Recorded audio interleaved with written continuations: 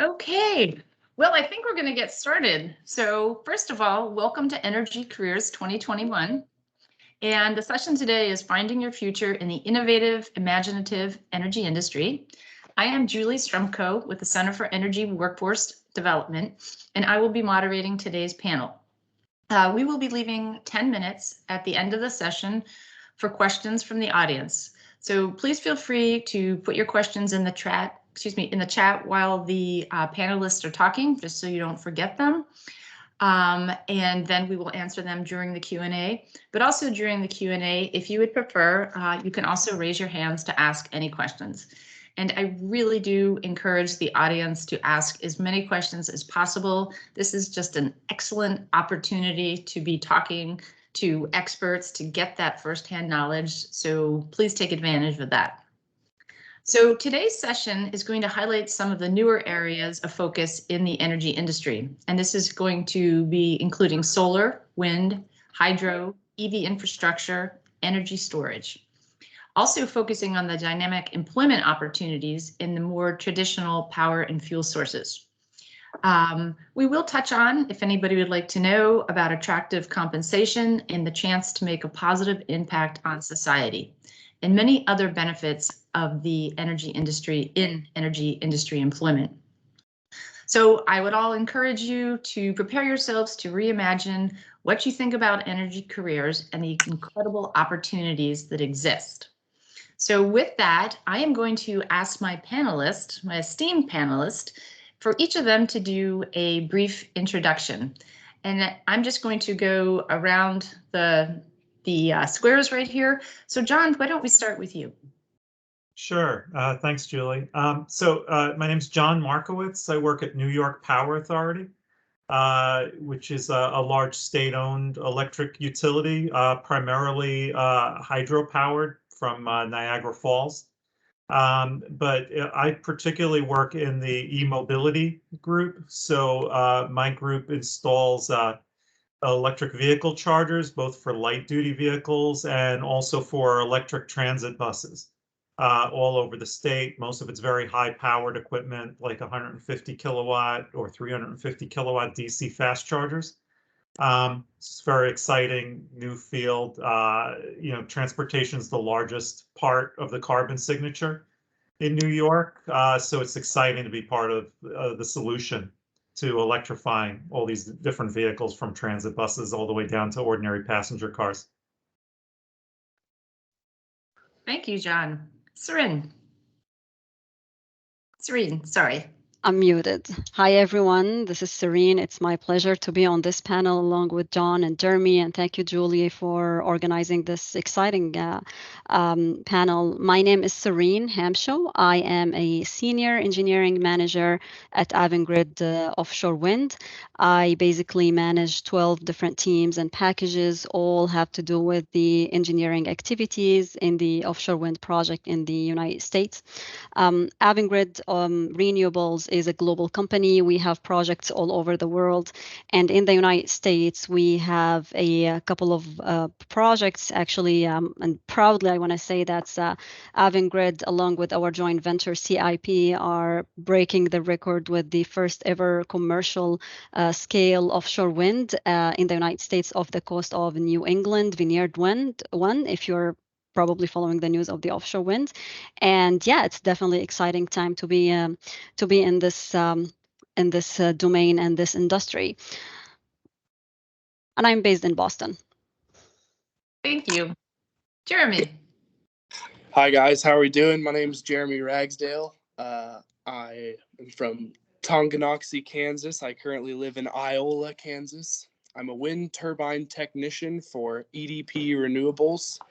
At Prairie Queen Wind Farm, I work on Gamesa 132 and 126 wind turbines, doing maintenance, operations, and troubleshooting. And been doing this for 3 years, close to 3 years now, and just enjoy the opportunity to speak to you guys today. So thanks for being here. Thank you. So I'm going to start out with a couple group questions, and then I'm going to ask each one of you some individual questions about what you're doing. But what drew you to renewable energy? So, Serene, why don't I start with you? All right. Long story short, that renewable energy definitely is the future of the energy in the whole world. We all now today know that's the world population today is about 7.9 billion, around 8 billion, I guess. And by 2050, the world population is gonna surge to 10 billion. We are expecting that 1 billion of those will be out of energy because the fossil fuel will be depleted by then. So we need to find an alternative solution to get into not just available energy, but also afford this energy.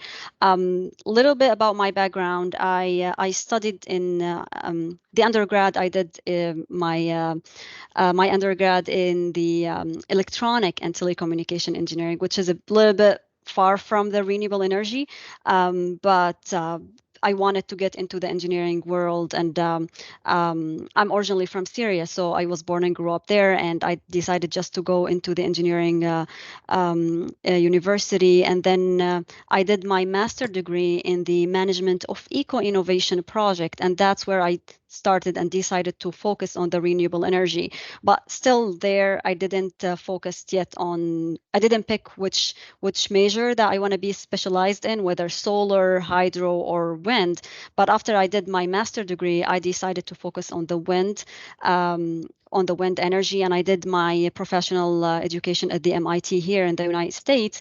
And yeah, it's I'm always passionate about new technologies, and wind energy is definitely the we're basically living a revolution specifically of the wind, and more specifically the offshore wind energy, and that's basically what I'm doing. I've been in the business industry for about 12 years now, focusing on the renewables, specifically on the wind. Just long story short. There's a lot there. Jeremy. What drew me to wind energy is kind of a funny story. My father always taught me about the impact we're having on the earth as humans, and I wanted to do something positive for the earth. And I also knew that going to a 4-year school wasn't for me. So one day I went and talked to my high school counselor, and I was sort of in distress, as all young people get when they have to figure out what they want to do with their life. And she recommended to me, why don't you be a wind turbine technician? And this sounded perfect to me. I mean, helping the earth, 2-year technical school, getting to work with my hands, it all sounded perfect to me. So that's what drew me to renewable energy. And I couldn't be more proud of my job I work today. So that's what drew me in. Great, thank you. And John? For me, it was that my background is somewhat mixed. So my undergraduate degree is in electrical engineering. So, you know, there's a techie part of me that's just drawn to new technologies. But then I also have a master's degree in business. And what intrigued me in the renewables space, because I've done some work in solar and wind as well as electric vehicles, is how it all intersects, right? So there's a lot of technologies that are amazing, but like they don't really get installed in any scale unless the government policies are in place to encourage that. So like there's serious tax credits that help the wind industry really get up to scale, right, and compete with fossil fuels. So the government policies, and then also like some of the ways that solar and wind projects are financed is very interesting. So there's like a whole banking element. Like I don't think the solar industry would be anywhere near as big as it is if it wasn't for some really creative people figuring out how to do the financing side of it. And you know so there's a whole technical element and a business element and a policy element that's really intriguing once you start understanding how all those pieces go together. And that's what attracted me to renewable energy, is that it's just so much more interesting than anything else, in my opinion, because you get people from all these varied backgrounds that you have to interface with to get your projects going. Great, thank you. So I think they're all compelling reasons why to enter the industry. So John, I'm going to kind of continue on. And the first question, I don't know if many members of the audience were here when you introduced yourself, but you are really involved in EV and EV charging. And while that's not completely new, the work that you're doing is really to reach critical mass. And I would love for you to tell the audience a bit about that and how you're overseeing the conversion of the entire transit fleet in New York State from diesel to electric. Yeah, that's a great question. So I guess there's two big programs my group manages. One is focused on the transit buses, the other on the interstates of New York. And it all came from a policy direction, right? That from the governor's office through all the other state agencies, they came to a realization that the majority of the carbon signature of the state was coming from transportation, that the energy sector, meaning generation, electric generation, had been cleaning up their act consistently, over several years. And the building sector, through energy efficiency, had been cleaning up its act. But transportation was really the odd man out, which was still causing a lot of greenhouse gas emissions. So we had to fix that. And two places to do that would be the transit buses, because the state has some control over that. Those are all government entities operating those transit buses. So the governor's office set a goal to fully electrify all the transit buses in the major fleets in the state by 2040. So very ambitious when you think of how many. There's like over 7,000 buses in that fleet that we're targeting. So huge depots with 300 buses in them. So basically, like a bus depot goes from being like a small warehouse from the electric utilities point of view to being like a skyscraper, like the Empire State Building, in terms of the amount of electricity it's going to consume, just by getting 300 buses to be fully electric. So a lot of power, a lot of energy involved. The other program we operate, which is what you're seeing in the background I have behind me, is a program called Evolve New York. And we realized that there wasn't enough DC fast charging in New York State for somebody to drive their electric vehicle across the state unless it was a Tesla, right? So if you had one of the other electric vehicles, because the Teslas have their own proprietary charging network. But if you were driving, say, a Volkswagen and you wanted to go from Long Island to Buffalo, just impossible. So we figured the state had an interest in building out at least some DC fast charging network. We call it like the minimum backbone network, so that became like a compelling choice, so the consumer could decide, no, I'm going to buy an EV and I could still visit grandma in Buffalo. So we've built out these charging stations like the one pictured behind me all over the state, and we're actively working towards putting in 800 of these machines by 2025. That's a lot of work that's being done. So with all that work, what new career opportunities do you see being created in the industry? There are a few. So there's engineering careers in laying out these projects. There's also analytical background folks that we have that look at all the charging data that's coming through and deal with any customer issues like billing anomalies, those kind of things.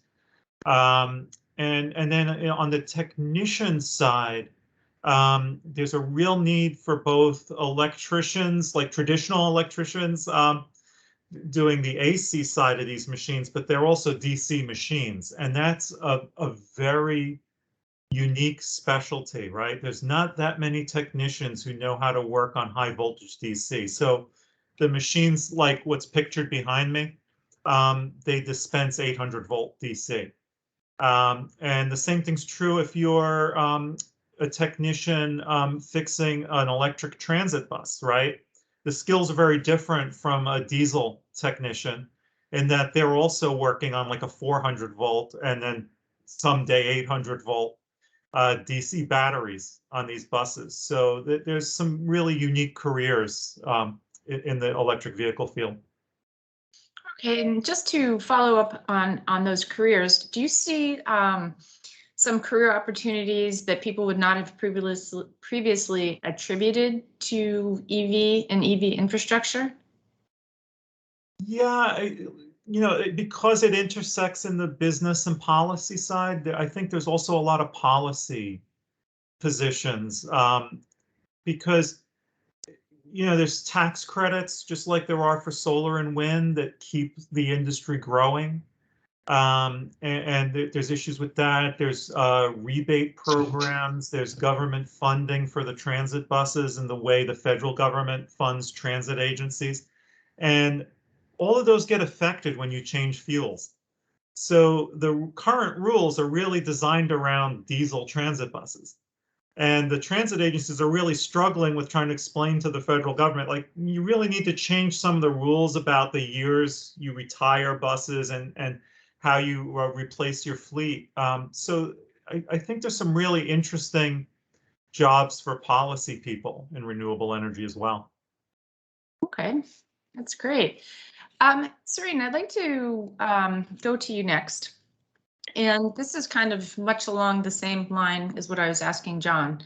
But wind and offshore wind have been around, for a while, but they really seem to be exploding. And maybe that's not a choice of good words because we don't want to see them exploding. But what new career opportunities do you see being created in the industry? Sure. Yeah. I literally use the term exploding because the projects literally are everywhere in the United States.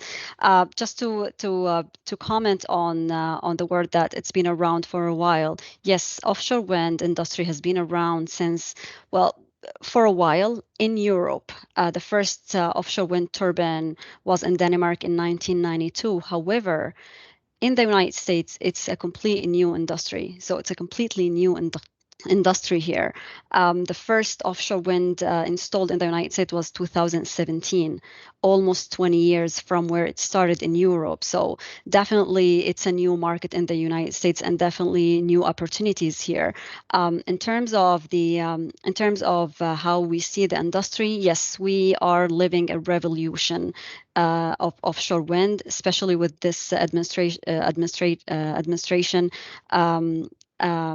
President Biden 2 years ago announced an executive order to have 13 gigawatts of offshore wind energy in the United States by 2030. And this is a very ambitious goal. And all the states around in the US are racing to achieve this ambitious goal. So that's why I'm saying that it's exploding, because every now and then we hear about new opportunities around in the outer continental shelf. California just announced their lease auction by 2022, North Carolina as well, Gulf of Maine, New York Bight, Oregon, Gulf of Mexico, in areas that we haven't even thought of offshore wind to come to. So definitely it's a new industry, new opportunities, new language. Now we're talking about new language when we deal with the federal governments about permitting these projects. We didn't know about the SAP and COP 5 years ago. Now we're learning these things. So yeah, definitely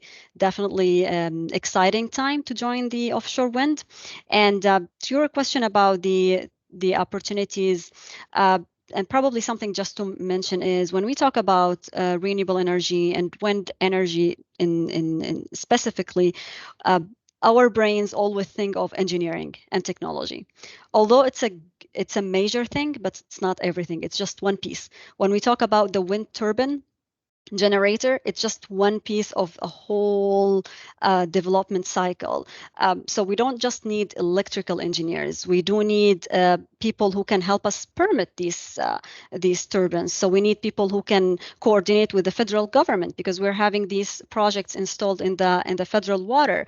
We need policymakers. We're still unmatured in the United States around the policy and regulation. So we need folks to help us here. In the offshore world, we also need geologists. We need a geophysical and geotechnical expert to help us figure out what's going on in the seabed, how's the soil property. And these are all criticals because, for example, the soil property is a design driver for what kind of foundation we're going to go with. Is it going to be jacket? Is it going to be monopile? We cannot understand these things from an engineering perspective without a geotechnical experts come to us and tell us exactly what's going on in the ocean. We need an environmental also specialist to tell us about these marine mammals and the habitats in the sea and how we can protect them as we're installing these turbines. We need meteorologists to look into the wind speed, to the water, the wave significant means waves in the ocean. So we need all kind of experts in the offshore wind industry. So it's not about just engineers. Actually, just to John's comments, we also need financial experts to help us find the lenders who can give us the money and invest in these projects so we can build these projects. So yes, it's a new industry. Yeah. It's not about just engineering, it's about all other experts out there. That sounds like a lot of individuals, or not individuals, but there's just so many careers or different career paths that somebody could take in wind energy. I mean, Yep, that's right. You know, I think maybe short of being a dentist, I think if everybody else could be all in on that one. Jeremy, so I'm not going to say you're new to the industry because you've been working in it for 2 years, and that's a good amount of time. And I know that you're very passionate about it, but what would you say to the Jeremy who was sitting in the classroom 3 years ago who hadn't made those decisions? And, you know, what is it about this industry? And I know that it's great to do good, but what else would you tell those young people in high school about why they should come into this industry? It's just a fantastic industry for somebody who feels that 4 years of college isn't for them. You can get a 2-year degree and be well on your way, or you can go no degree and just work as a maintenance technician and then work your way up into being a turbine troubleshooter from there. You make fantastic money for not that much schooling, you know. It's just such a good industry to be in. It's filled with new opportunities, and I just can't speak on it enough. Man, you get to be out here in this beautiful countryside. I'm looking out the window right now watching my turbine spin. You get to see all sorts of wildlife. You get to see all sorts of wildflowers. You get to drive your trucks down the country roads to go visit the towers. Nobody's breathing down your neck all the time. It's just such a treat to be able to be in this industry. And if you were in technical school, I would really encourage everybody to be kind to their classmates, because it's a very, very small industry and you never know who you're going to come across in the future. And that's something that I've realized. So I'm not that I was ever rude to my classmates or anything, but I've just came across my classmates, you know, out here in the field who I went to college with that I never thought I'd see again. But I think that's a pretty good life lesson, no matter what, no matter when, no matter where. So, yeah, that's true. I just want to second what Jeremy just mentioned about the salary. Yes, the wind energy technicians really get a high salary, and in the offshore, it's even higher than onshore. So you wouldn't be surprised if the technician was paid as much as a senior engineer in any of the companies within the wind energy, because definitely their expertise are much needed in the US. Thank you. So this question is really, I'm going to put out to the group. Because I think that many of the people that are attending today's session could be in college, they could be a recent grad, they might be thinking about college, they might be thinking about changing careers. But you hear a lot in the energy industry, people talk about the technical skills and the engineering degrees and the training. But what other skills do you see that people really need to bring to the job each and every day in the energy industry? And I will start, John, I'll start with you. Working in a team is really important, and it's something that they don't focus on in engineering school. I would say, like, 98% of the time you're alone doing calculations in engineering school. And then you get out into the real world and they throw you in a meeting, and some of the people are financial people or policy people, and they're asking you all sorts of questions about the technology. And I feel like college, at least engineering school, didn't prepare me very well for that.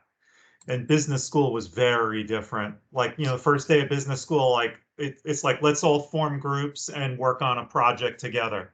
And so I think being able to work with a diverse group of people, like, all different ages, all different, backgrounds in their careers, and getting a project from, like, the cradle all the way to being built, is a really great skill to have, being able to ask people questions. And I think a big skill for somebody who's interviewing for jobs is, like, to have really strong, like, intellectual curiosity and ask as many questions in the interview as you're being asked, and to read up on the industry that you're interviewing for. You have, like, a lot of ammunition when you go to these interviews of questions about how things work and who all the players are in the industry. Okay, that's all good advice. And just as a matter, if I could ask everybody to please put their microphones on mute, that would be super helpful. Serene, how about you? How would you like to answer that? I would actually second what John just mentioned about the teamwork, and definitely skills is one important thing, but it's not everything. I would actually add that, like, passion is something really needed in this industry, plus your ideas. We're in completely new industries, and don't be afraid of throwing any crazy idea there. Actually, one of the exercise that I used to do when I was I used to work at GE Renewables in the onshore sides, and one of the exercise that we used to enjoy doing is going to high school students and just throw a problem at them. We have a problem. We have cables being like damaged at the top of the nacelle, without them having any background on the turbine or wind energy, and just sit down there and listen to their crazy ideas on how to solve this. And you cannot believe how many of these ideas were really applicable in the real life. So don't be afraid of bringing your crazy ideas to work every day, and have a good spirit working in this industry, because it's a new industry. It's not something that we used to talk about 10 years or probably 20 years from now. Thank you. And Jeremy? You could be the greatest troubleshooter in the world, and if you had a bad attitude, nobody would want to work with you. So I'm going to third what everybody else said, and bringing a good attitude to the team is invaluable. And even if you don't have the skills, if you have the curiosity and you have a good attitude, you will go far in this industry. And that's my answer. Thank you. So again, a group question, and Serene, I'm going to start with you. Where do you see offshore wind technology going in the next 5 years? In the next 5 years, so I would see this technology is going in, well, two paths for this technology. The first one is the floating technology. And for those who are not in the offshore wind industry, floating technology is the newest technology ever for the foundation. Normally, when we go and install wind turbine in the ocean, we have a bottom fixed to the seabed to install these turbines. It's somehow like what we do onshore, but offshore we get them inside the sea floor. And 5 years from now, we will be out of we will be installing these turbines further and further in the ocean, where the water depth is way beyond the 60-meter, which is really the limit of the bottom fixed foundation. So we're now looking into floating wind, and the floating wind, it's already on the BOEM's plan for California. So 5 years from now, we will no longer talk about bottom fixed. We're going to focus on the floating. So that's one thing. And the other thing is actually the storage, the energy storage. That's where I see the revolution, the next revolution coming for the renewable energy, because we don't actually have problem with harnessing the energy. The energy is everywhere. The wind is everywhere. The sun is everywhere. So we don't have problem with harnessing this energy, but we do have a challenge in storing this energy and make it a reliable energy when we really need it. Thank you. Jeremy, how about wind? Where do you see wind technology going? Well, we're putting up, when I say we, I say all of wind companies, they're putting up farms at such a crazy fast rate that I see us reaching a bottleneck where we run out of people who learn how to work on them. So I think that we need to be getting more and more people trained up on how to work on wind turbines. And I think that it's just going to become more and more of our rural areas have turbines populated through them. They increase the infrastructure of the roads. They give the farmers access to their fields that they wouldn't have normally had. There's just numerous reasons why they're good for these rural areas. They bring jobs to these rural towns. And I think that in 5 to 10 years, there's just going to be a bunch of wind farms out there in these rural areas. And I'm excited to work on them. Sounds like you're going to be really busy, Jeremy. I'd like to work on proliferation of wind farms. too at some point. That would be awesome. I'd love to be offshore. Well, I know somebody who works in that industry, and you might too, so maybe Serene can hook you up. John, how about electric vehicles and EV storage? I'm sorry about the phone ringing in the background. Yeah, I think what's interesting is how the different industries dovetail each other. So on the energy storage side, the main factor that's driving down the price of batteries is electric vehicles, right? Because they're built at such scale. So as that industry grows and becomes more mainstream, the price of batteries will drop, and then you'll start seeing them more often at solar and wind installations. So what's good for the vehicle market's good for the electric grid in general and for the environment in general, so that you could store wind energy and consume it during the day rather than in the evening when it's generated and there's less demand for it. So that's a big part of it. And then tying together with what the other panelists said about the industry being young and crazy ideas. You know, the idea that we'd all be meeting like on a computer like this, right? 30 years ago is a crazy idea, right? We would be doing this at like a university somewhere or in an auditorium, right? So technologies that are crazy are mainstream, you know, several years later. And, you know, the DC fast charging that my team works on, and this is like less than 10 years ago, I was in meetings and all the utility people in the meeting said, this is nuts. And the engineers from Porsche were saying, this is the power levels that these chargers have to be so somebody could drive like clear across Germany and not be inconvenienced. Like that's how fast you have to dispense this electricity.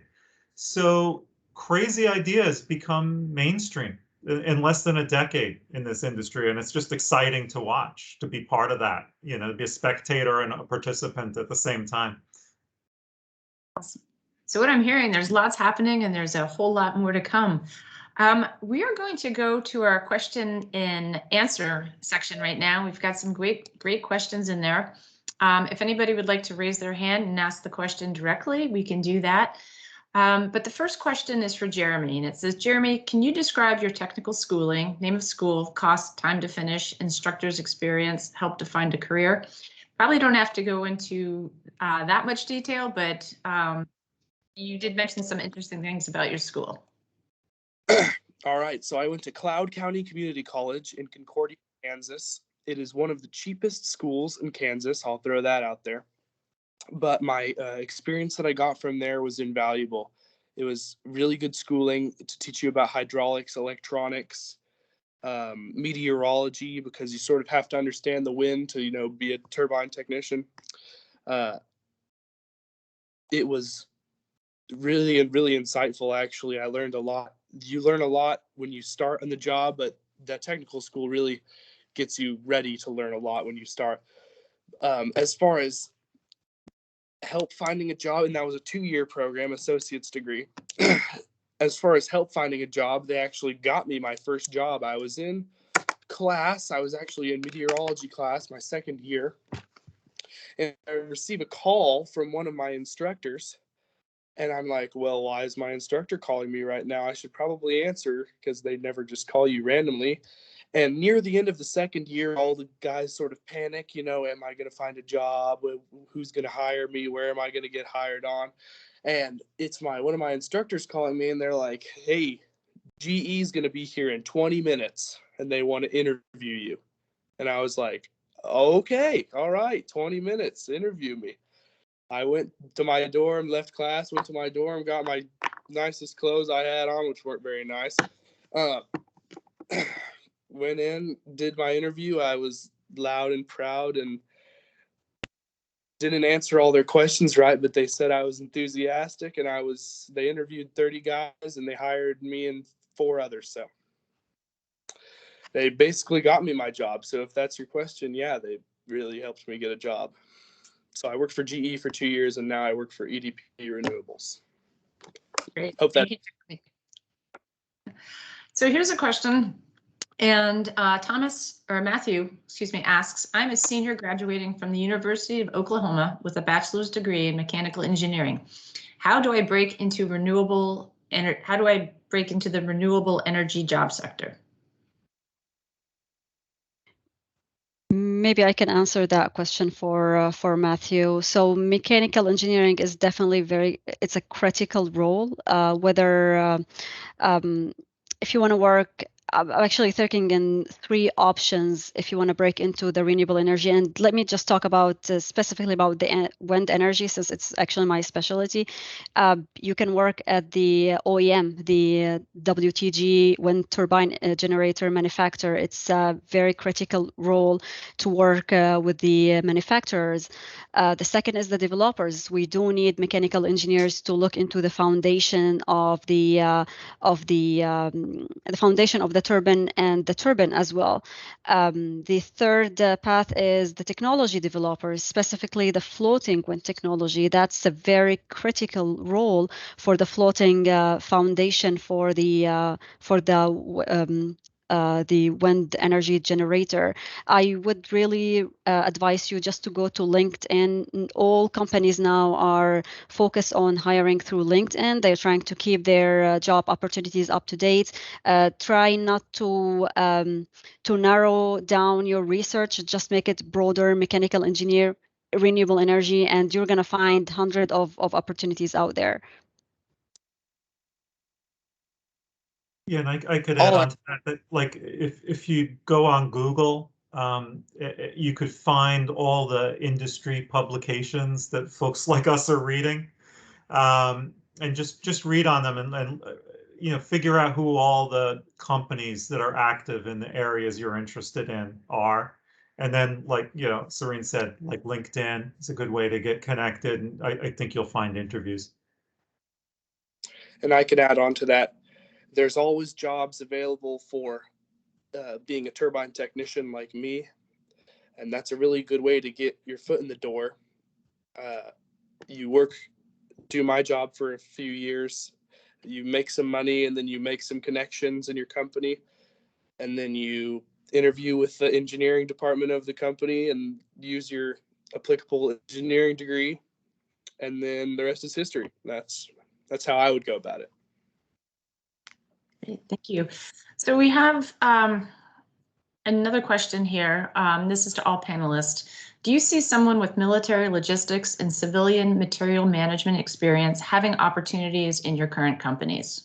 Absolutely. Absolutely. We deal with military every single day as we're developing the offshore wind, because we deal with Army Corps, we deal with the Coast Guards, we deal with the military bases. So definitely those are very important to have, just to help us understand the logistics that we need to work with the military around for building our projects. And I just hopped off the phone with a meeting with the military, one of the military folks in one of the states, to talk about how we can run our cables and how we can collaborate with them. So this is definitely something really needed within, as a from just a developer perspective. So I would highly recommend that you get into it. And yes, there is. If the question is if there is if there is an opportunity, yes, there is an opportunity. There are a lot of opportunities. And those skills, I think, transfer from military to private sector. I would think there would be companies that would be interested in having somebody like that in their procurement, just pulling all those components together and managing schedules for renewable energy projects, you know, like getting the batteries and the cable and all that stuff onto the project site on time. That's a big part of the business end of these renewable energy projects. Great. Quick question for you, Jeremy. Somebody wants to know, how long did it take you to get used to heights? Well, first of all, I'll tell you how tall the turbines I work on are. 375 feet are the ones that I work on, which are some of the tallest in the States. And it doesn't bother me too much. I come from a background of enjoying climbing and high adrenaline sort of things, so it doesn't bother me too much. Now, something I didn't expect is how much they sway back and forth. You don't expect this. They look very solid from the ground, right? But they really do sway. If it's windy and the broadside is facing to the wind and the wind is hitting the broadside, they sway a lot. So that's something you have to get used to. If you have really bad seasickness, that might be an obstacle you have to overcome. But the heights, you're always 100% tied off. And if you do your pre-use inspection of your lanyard and of your harness and you have it all adjusted right, there's no way the heights could ever hurt you. So that's how I feel about that. I'm always tied off whenever I'm over a precipice that could be injuring me, you know, so that never has even been a thought in my mind because I'm always tied off 100% of the time. Great, thank you. John, I think this question is for you. This is from a career technical specialist at, I'm going to really mess this up, but I think it's Kiamachi Technical School in Southeast Oklahoma. And there's two questions here, and we might only have time for one, but we offer a diesel technology and a pre-engineering for free to juniors and seniors. Which would be more beneficial for students to take? Well, I think, you know, what you want to look at these technical schools is shifting some of that to electrical skills. You know, so like I said, DC, high voltage DC, very different skill set from diesel. I mean, the transit agencies I'm working with, they're talking about their last diesel purchases. Because if your goal is, you know, to completely replace your fleet by 2035, and a bus typically has a 12-year life, that means in the next 2-3 years is your last diesel bus you're ever going to buy. So I think training diesel mechanics is like a short-term career, right? I mean, there'll still be jobs for them in the next 15-20 years, but like less and less. So I think it'd be important to get those people trained on the high voltage DC kind of skills. That would be the emphasis. Okay, and then Serene, one last very quick question. Do you have career opportunities for someone from the aviation industry, specifically aeronautical information management? Is there a connection there? I'm trying to think about the something to do with the blades, both on the developer side and the manufacturer side. Well, absolutely. I wouldn't say that there isn't a place for anyone, but yes, there is always opportunities for all aspects around the offshore wind. When I think of aviation, and we just talked about this before we start our panel, that we talked about how we use helicopters to move to transfer crews to the offshore wind. So definitely there is an opportunities. I cannot say what kind of it, because I immediately do not work with anyone within the aviation background, but I would say that's yes, there is absolutely there should be opportunities for that. If not directly with the developers, it might be on the supply chain side of the business. Okay, and with that, unfortunately, we're going to have to end, but I want to thank John, Serene, and Jeremy. A couple of things. So I would highly encourage everybody to go to the career fair and check out many of the different companies that we have exhibiting in their booths. It's a great opportunity to talk to representatives, talk to them about internship opportunities, talk to them about job opportunities, these very questions that you're asking today. You can ask those questions directly there. We also in our resource center have bios on everybody on the panel. So you might want to read more about them and then eventually check out their companies. And then lastly, at the beginning, I put in a link for the Center for Energy Workforce Development LinkedIn group site. And everybody is going to have the ability, if they'd like to go in and network with one another. So again, a great resource. I want to thank everybody for attending today. And again, thank you, panelists. Thank you, audience. And I want everybody to have a great day. Can I just add one more thing? I feel it's very important. I like to emphasize on it. If you are a female attending this panel, please, we do need you in the renewable energy industry.